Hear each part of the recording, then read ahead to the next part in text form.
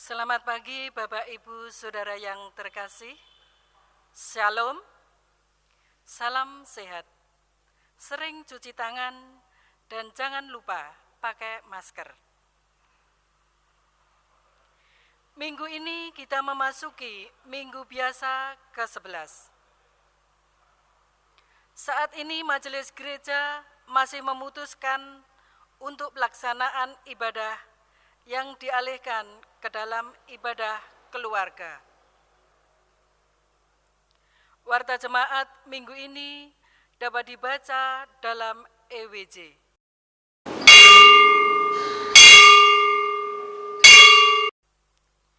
Marilah kita mulai ibadah ini. Kami undang jemaat untuk bangkit berdiri.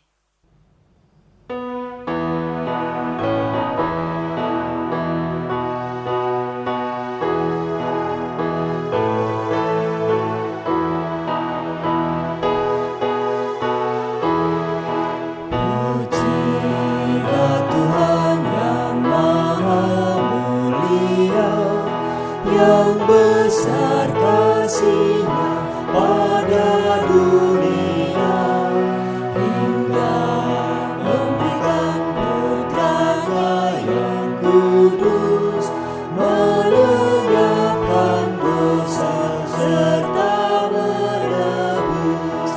Pujilah, pujilah Tuhan yang mulia, pujilah, pujilah, dengarlah suaranya, datang pada Allah demi Putra-Nya. Pujilah namanya karena kasih-Nya.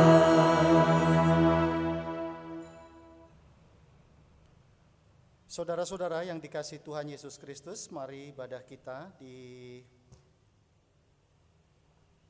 pagi hari ini kita kuduskan dalam satu pengakuan bahwa pertolongan kita adalah di dalam nama Tuhan yang menjadikan langit dan bumi.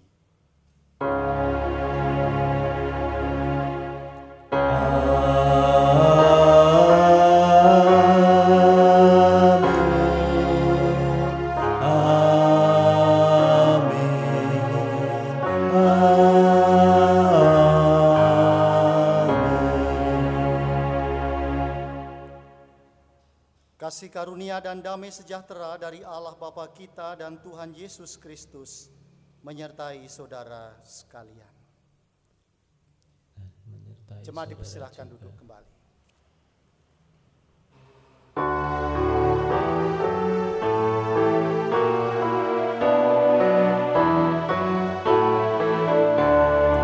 Kami puji dengan riang Engkau Allah yang besar, bagai bunga terima siang hati kami pun mekar. Kabut dosa dan derita, kebimbangan telah lenyap, sumber suka yang abadi bersinar-Mu menyerang.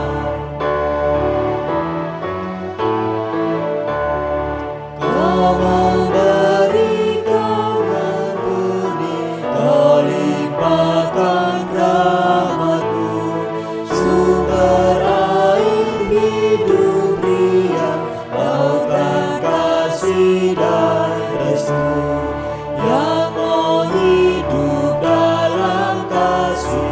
Kau jadikan milik-Mu, agar kami menyayangi, meneladan kasih-Mu.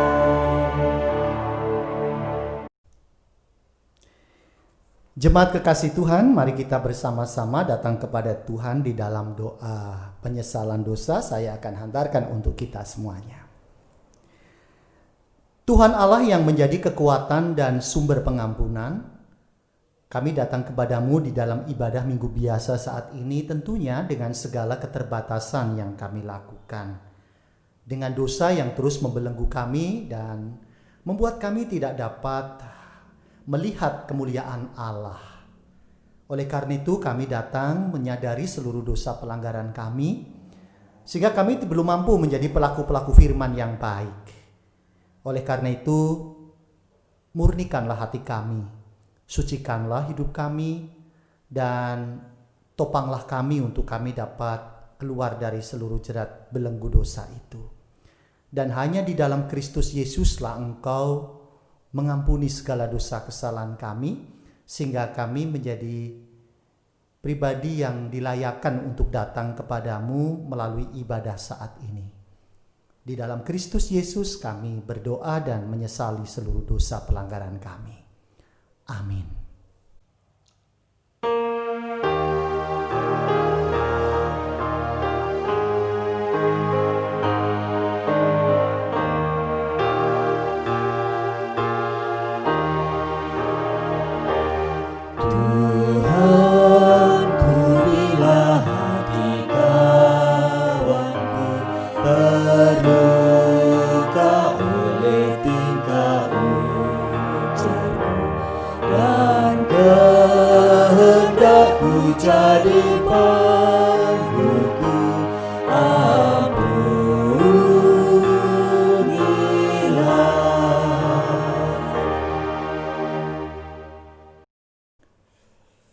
Jemaat dipanggil berdiri.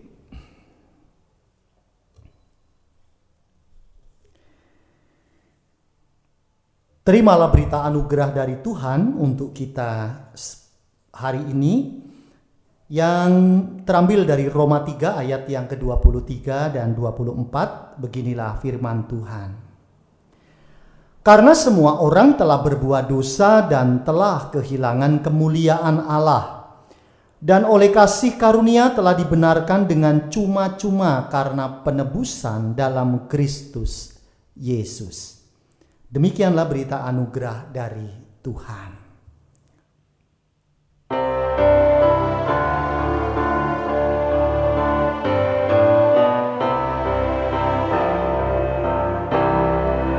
Ku berbahagia, yakin teguh, Yesus abadi kepunyaanku.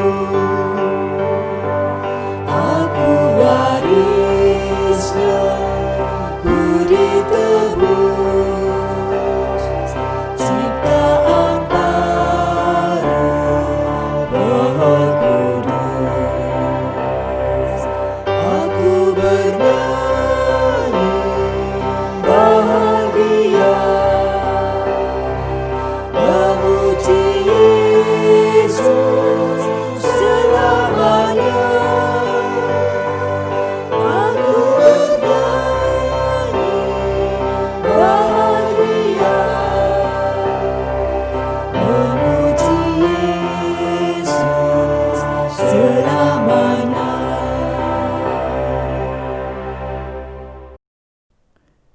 Kita akan masuk di dalam doa pelayanan firman. Mari kita berdoa.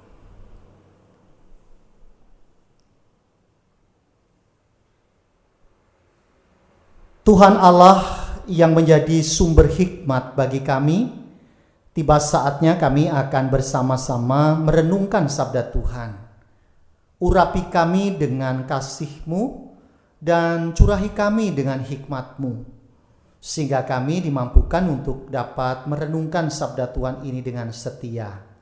Bersabdalah dan tuntunlah kami dengan Roh-Mu yang kudus, sehingga sabda-Mu menghidupi kami dan memberikan terang serta pengharapan atas kehidupan yang kami jalani. Di dalam Kristus Yesus kami berdoa dan mengucapkan syukur. Amin.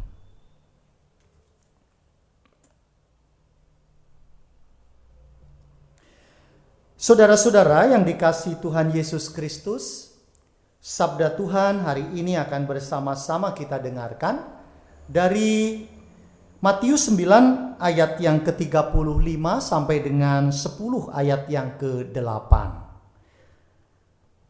Matius 9 ayat 35 sampai dengan 10 ayat yang ke-8, beginilah firman Tuhan.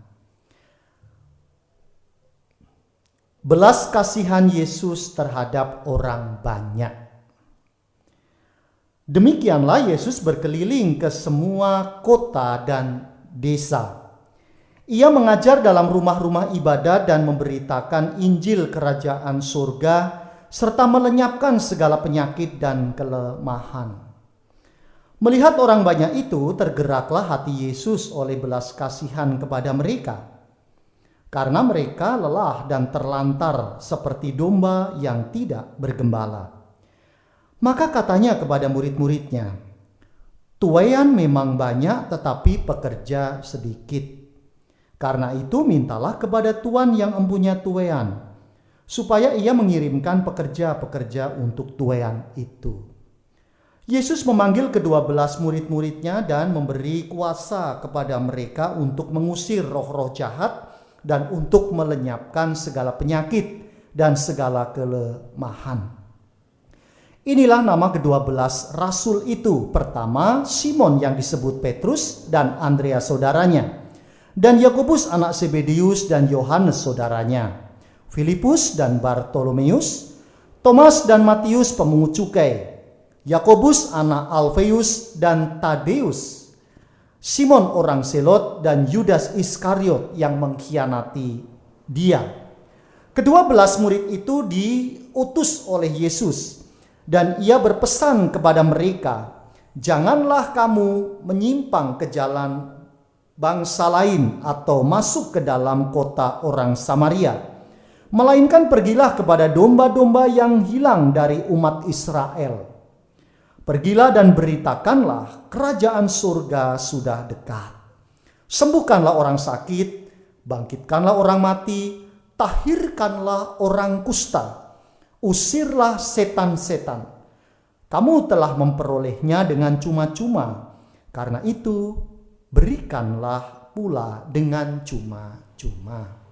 Demikianlah sabda Tuhan. Yang berbahagia ialah mereka yang mendengarkan sabda Tuhan dan yang memeliharanya dengan setia. Haleluya, haleluya, haleluya.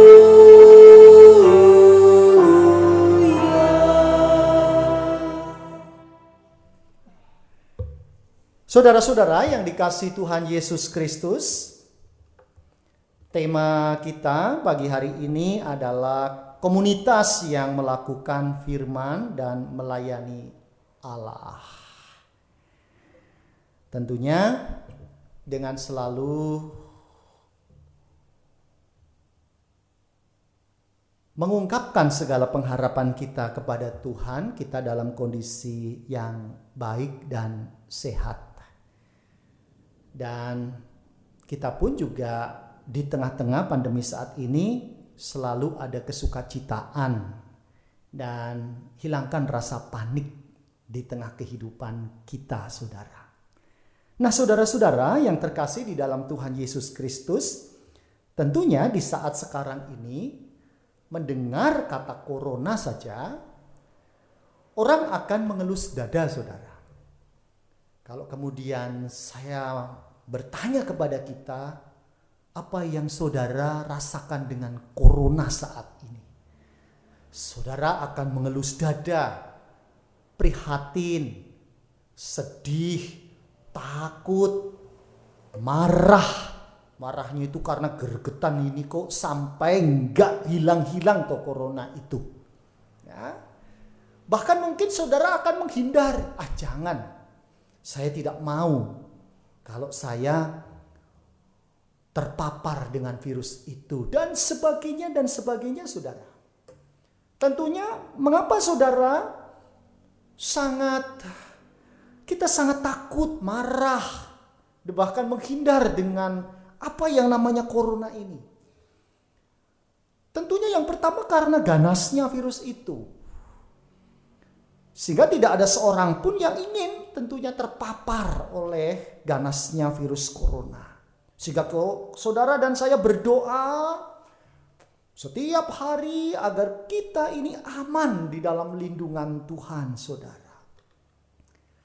Tetapi ironisnya, saudara, kalau kita bersama-sama perhatikan, bagaimana masyarakat kita ini rupanya begitu permisif.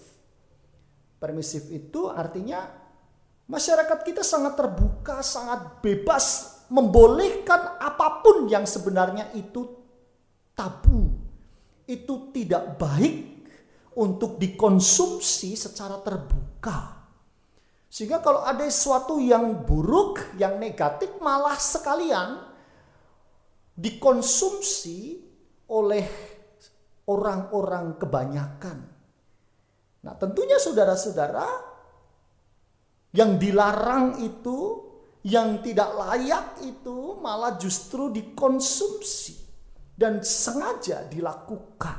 Ini yang disebut dengan budaya permisif yang saat ini menghinggapi masyarakat kita. Contohnya saudara, kalau ada musibah di mana salah seorang terpapar virus corona, ia terbukti positif karena COVID-19. Kita perhatikan di televisi bukan malah mereka dikuatkan, bukan malah mereka dibantu, tetapi justru malah mereka yang menjadi korban atas musibah COVID-19 ini justru malah menjadi objek tontonan, menjadi objek pembicaraan, atau istilahnya menjadi objek leisure itu. Masyarakat menjadi subjek. Yang menderita justru malah menjadi objek komoditas pembicaraan. Padahal yang disebut dengan wabah tidak tahu siapa yang akan terpapar. Karena tidak ada satu orang pun yang menginginkan itu. Nah, ini budaya-budaya yang saat ini terjadi di dalam kehidupan masyarakat kita. Mereka ditonton, yang terpapar ini bahkan menjadi buah pembicaraan. Belum lagi mereka akan dikucilkan. Mereka menjadi pribadi yang terisolir. Jadi berita yang tidak baik itu rupanya di era sekarang itu menjadi berita yang menarik untuk dikonsumsi. Saudara-saudara yang terkasih, saya membayangkan seandainya hal itu terjadi dalam kehidupan atau komunitas orang Kristen misalnya, dalam arti bahwa orang-orang yang tidak peduli dan tidak berbelas kasihan itu adalah orang-orang Kristen. Ya. Atau mungkin saudara dan saya mengakui memang sering terjadi dalam kehidupan orang-orang Kristen saat ini. Ketika ada yang kondisinya tidak beruntung, sedang terbelit persoalan, apakah itu ekonomi, keluarga, pekerjaan, dan sebagainya. Banyak orang Kristen malah bukan lalu menolong, saudara. Namun seringkali justru malah menjadi buah bibir percakapan mereka. Ya. Itu yang disebut dengan tontonan yang menyenangkan. Padahal siapa orangnya yang mau menghadapi persoalan? Nah, pertanyaannya sekarang adalah, saudara, katanya orang Kristen yang memegang ajaran kasih itu menjadi perintah yang utama. Tapi mana prakteknya? Di mana kehidupan yang penuh dengan nuansa cinta kasih yang menjadi inti ajaran orang Kristen itu? Tentu kita semua harus ingat bahwa Tuhan menghendaki kita sebagai umat Tuhan untuk hidup taat pada perintah-perintahnya. Sangat memprihatinkan tentunya jika kita mengaku diri sebagai umat Allah, tetapi hidup kita jauh dari Allah. Hidup kita itu tidak berpegang pada firman Allah. Nah, saudara-saudara yang terkasih, pemilihan Allah atas umatnya ini tentunya yang pertama, bagaimana Allah memilih umatnya ini untuk menyelamatkan umat manusia. Tetapi yang berikutnya tentunya tidak semata-mata Allah melakukan itu. Allah mengasihi manusia, mengasihi umatnya itu pasti. Tetapi di setiap bagaimana Allah memilih umatnya, mengandung juga sebuah penugasan terhadap umat yang dipilihnya. Dan tentu pemilihan ini perlu dipahami bukan sebagai alat untuk merasa diri kita yang dipilih ini paling baik dibanding mereka yang tidak terpilih. Pemilihan Allah terhadap umat Israel misalnya, saudara, ini mengandung konsekuensi terhadap penugasan. Bagaimana bangsa Israel ini dipilih untuk hidup dalam relasi yang erat dengan Tuhan, dalam bentuk kepatuhan kepada firman Tuhan. Menjadi pelaku-pelaku firman Tuhan. Hidup seturut dengan kehendak Tuhan. Dan tentunya juga ada konsekuensi terhadap penugasan Tuhan kepada umat Israel. Nah, saudara-saudara, di dalam bacaan kita saat ini di Matius 9 ayat 35 sampai dengan 10 ayat yang ke-8 juga menunjukkan adanya pemilihan yang mengandung penugasan tersebut. Di sana diceritakan bahwa Yesus itu berkeliling di Galilea dan melakukan 3 hal di dalam bacaan kita. Yang pertama, mengajar, saudara. Lalu memberitakan Injil kerajaan Allah, yang kedua. Dan yang ketiga, melenyapkan segala penyakit dan kelemahan di antara bangsa itu. Dan semua itu berangkat dari belas kasihan Yesus di ayat yang ke-36. Jadi belas kasihan ini menggambarkan hati nurani manusia yang terdalam. Dan Yesus digerakkan oleh hati nurani yang penuh dengan belas kasih kepada orang-orang Galilea karena mereka seperti orang terlantar tanpa gembala. Di sana digambarkan seperti itu.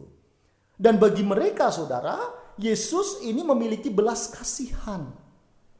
Jadi kalau Yesus memiliki belas kasihan, ia tidak sekedar bersimpati, tetapi bagaimana Yesus juga memiliki empati yang mendalam. Ia turut merasakan, bahkan terlibat di dalam penderitaan itu.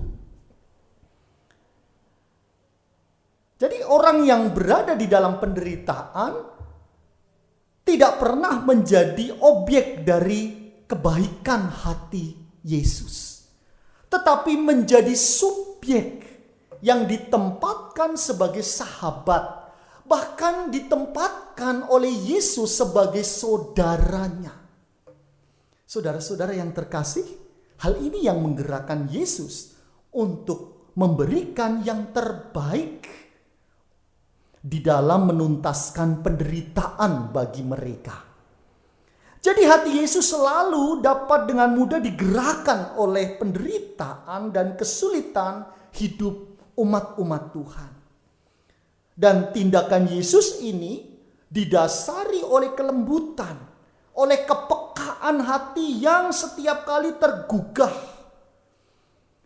dan menjadi gelisah pada saat penderitaan itu terpampang di depan mata manusia. Nah, jadi saudara-saudara yang terkasih di dalam Tuhan, karya Yesus dan belas kasih-Nya ini dilanjutkan dengan pembicaraan tentang kebutuhan pekerjaan untuk menuai. Di ayat yang ke-7, 37 sampai dengan 38. Dan tentunya di sana juga ada tugas pengutusan Yesus kepada murid-muridnya, saudara. Dan Yesus memanggil dan memilih ke-12 muridnya untuk berkarya bagi orang-orang yang terabaikan. Jadi ke-12 orang tersebut dipilih, saudara, untuk menjadi penuai. Tentu ketika Yesus memilih itu tidak hanya sekedar memilih dan tidak hanya sekedar melepaskan begitu saja. Melainkan bagaimana Yesus itu membekali dan memberikan kuasa kepada 12 rasul yang telah disiapkan untuk menjadi penuai-penuai itu. Salah satunya saudara-saudara, ya, Bagaimana kuasa yang diberikan oleh para rasul Yesus itu adalah mengatasi roh-roh jahat. Diberi kuasa untuk menyembuhkan segala penyakit dan kelemahan. Dan ketika mereka menjalani tugas perutusan itu, berita pokok yang harus disampaikan oleh para murid bukanlah tentang diri mereka yang hebat, diri mereka yang diberi kuasa oleh Tuhan. Tetapi bagaimana mereka memberitakan tentang kerajaan surga yang sudah dekat. Nah, itu berarti saudara bahwa tugas perutusan dari Yesus kepada para muridnya ini menunjukkan pembagian peran dan kuasa di dalam melayani manusia. Bukan hanya menjadi peran Yesus, tetapi juga menjadi peran para rasul-rasul itu. Nah, saudara-saudara yang terkasih, tentu dari sini Yesus pun mengatakan tugas perutusan dan panggilannya untuk kita saat ini. Seperti para murid waktu itu, kita pun saat ini juga dipanggil untuk menjadi pelayan-pelayan Tuhan di dalam mewujudkan belas kasih-Nya bagi manusia. Walaupun tentunya saudara dan saya akui bahwa untuk menjadi pelayan-pelayan Tuhan yang demikian, ini bukan hal yang mudah, saudara. Di masa pandemi saat ini misalnya, banyak orang yang betul-betul membutuhkan pertolongan. Tetapi juga ada orang yang sebenarnya di antara mereka yang kehidupannya sebenarnya berkelimpahan. Tetapi mereka merasa miskin. Mereka merasa layak untuk ditolong. Mereka merasa menderita. Ya, ketika kegiatan bantuan sosial misalnya, banyak sekali yang tidak tepat sasaran. Justru yang diberi itu orang-orang yang sebenarnya mampu. Yang menderita, yang terbatas justru mereka tidak terjangkau. Ya. Nah, tentunya saudara, kita jangan berkecil hati. Jangan lalu kemudian kita menjadi putus dan menjadi lemah semangat kita untuk menolong mereka. Karena bagaimanapun spirit untuk terus menolong harus terus kita hidupi. Bahkan tidak menjadikan mereka sebagai objek yang sekedar dikasihani, saudara. Karena penderitaan yang mereka hadapi. Tetapi bagaimana menjadikan mereka ini sebagai subjek. Menjadikan mereka ini sebagai sahabat kita. Menjadikan mereka ini sebagai saudara yang layak untuk kita hargai. Layak untuk kita kasihi. Layak untuk kita cintai. Karena banyak orang, saudara, di masa-masa pandemi seperti ini yang membantu ya, orang lain tetapi hanya untuk memperoleh pengakuan sosial saja. Senang kalau kemudian dipuji, diakui, ya, diapresiasi. Dia hanya membutuhkan itu saja. Sehingga hakikat tindakan berbelas kasihan ini menjadi kabur dan hilang. Nah, tentunya kita diingatkan untuk melakukan dan menghidupkan belas kasih kita dengan penuh kerelaan. Dengan penuh cinta kasih seperti yang Yesus lakukan, saudara. Setidak-tidaknya jika kita tidak dapat memberikan belas kasih melalui tindakan berbagi misalnya dalam bentuk materi, minimal kita bisa melakukan dengan mengasihi mereka.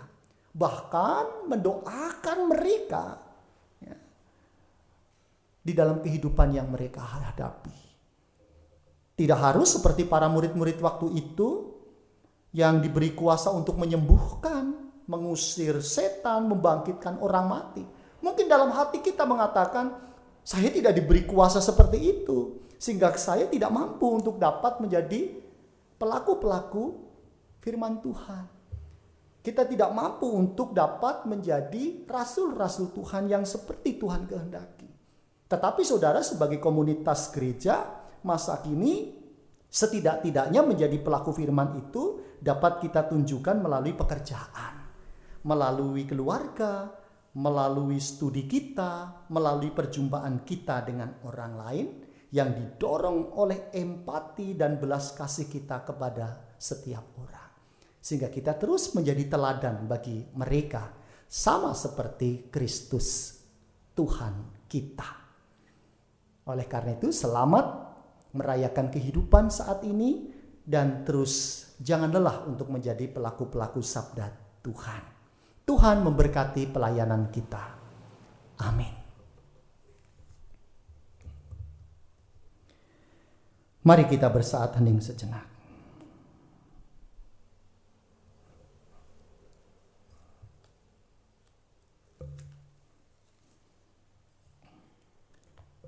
Saat hening cukup.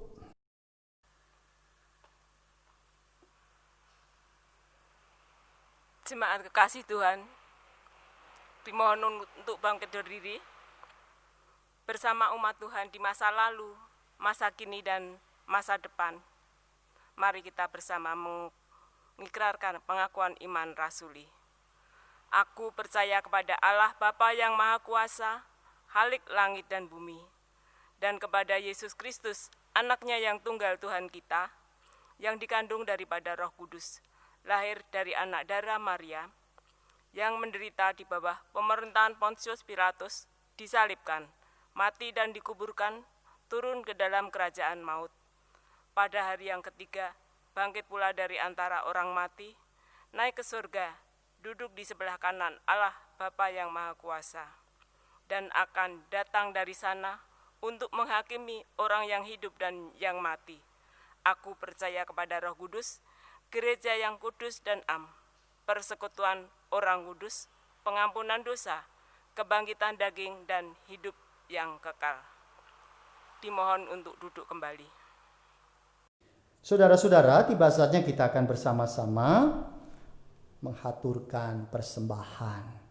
Dan persembahan akan bersama kita iringi dengan landasan firman Tuhan yang terambil dari Mazmur 50 ayat yang ke-14, yang beginilah firman Tuhan. Persembahkanlah syukur kepada korban, persembahkanlah syukur sebagai korban kepada Allah, dan bayarlah nasarmu kepada Yang Maha Tinggi. Demikianlah sabda Tuhan. Kita akan persiapkan persembahan kita dengan memuji Tuhan. Dari Kidung Jemaat 365B bait yang pertama.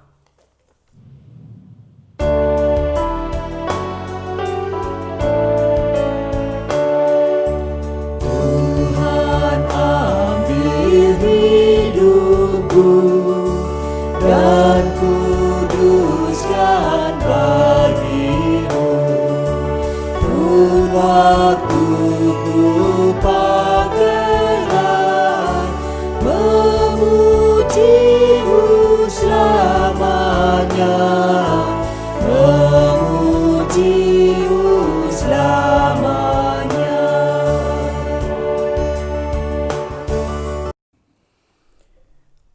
Mari kita memasuki doa syafaat, syukur dan penutup.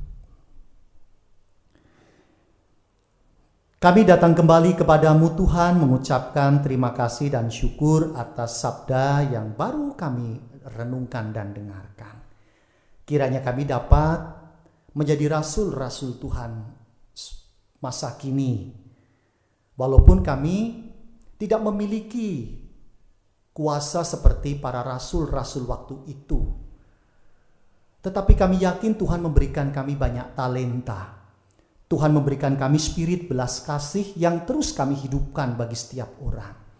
Sehingga dengan spiritualitas berbelas kasihan kami dapat berempati dan bersimpati kepada mereka untuk mengangkat dan menolong mereka bukan sebagai objek yang patut kami kasihani, melainkan bagaimana menempatkan mereka sebagai subjek, sebagai saudara, bahkan sebagai sahabat bagi kehidupan kami.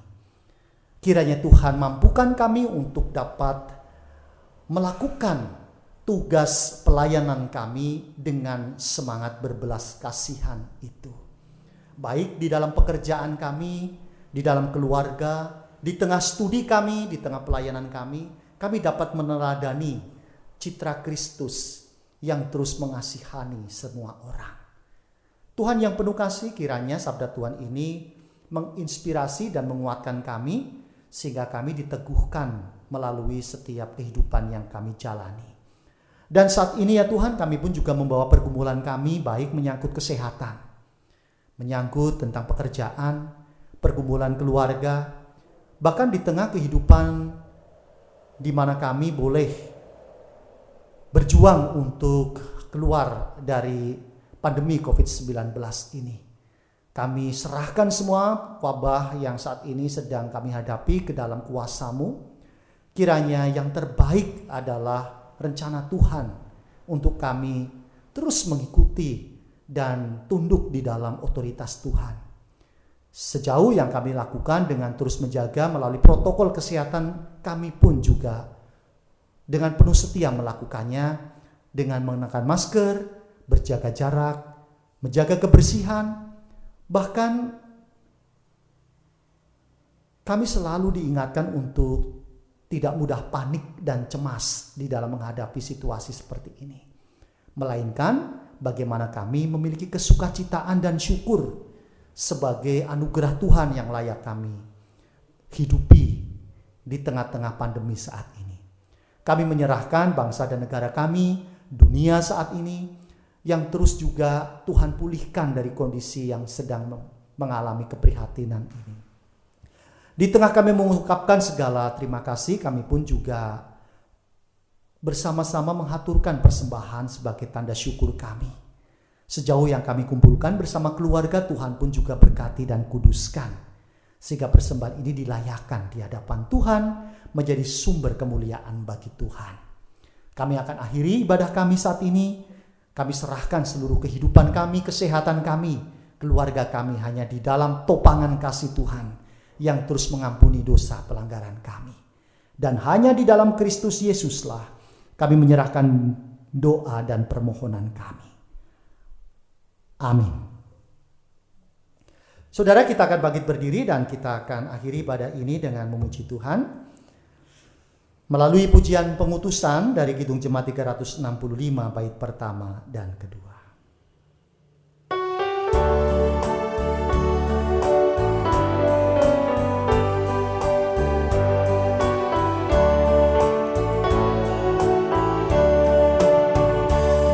Aku milik-Mu, Yesus Tuhanku, ku dengar suara-Mu. Ku merindukan datang mendekat dan diraih oleh-Mu. Raih daku dan dekatkanlah pada kaki salib-Mu. Raih daku, raih dan dekatkanlah ke sisi-Mu Tuhanku.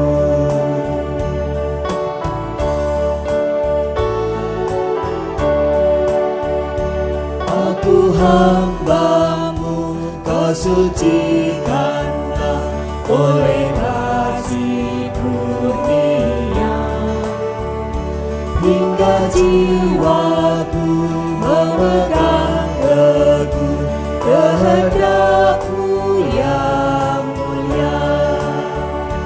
Raih daku dan dekatkanlah pada kaki salib-Mu. Raih daku, raih dan dekatkanlah ke sisi-Mu Tuhanku.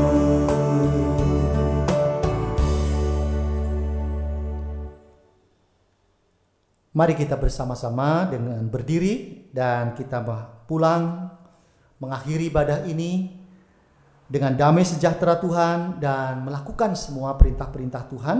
Dan Tuhan akan mengiringi saudara di dalam kehidupan bersama keluarga melalui berkat-Nya yang demikian. Terimalah berkat Tuhan. Tuhan memberkati saudara dan melindungi saudara. Tuhan menyinari saudara dengan wajah-Nya dan memberikan saudara kasih karunia. Tuhan menghadapkan wajahnya kepada saudara dan memberikan saudara damai sejahtera. Amin.